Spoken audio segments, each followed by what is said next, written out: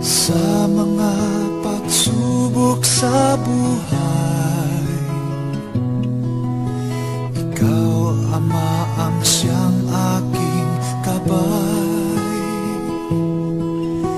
Kaya lamang nakapagtagumpay, dahil sa gawa ng iyong kamay.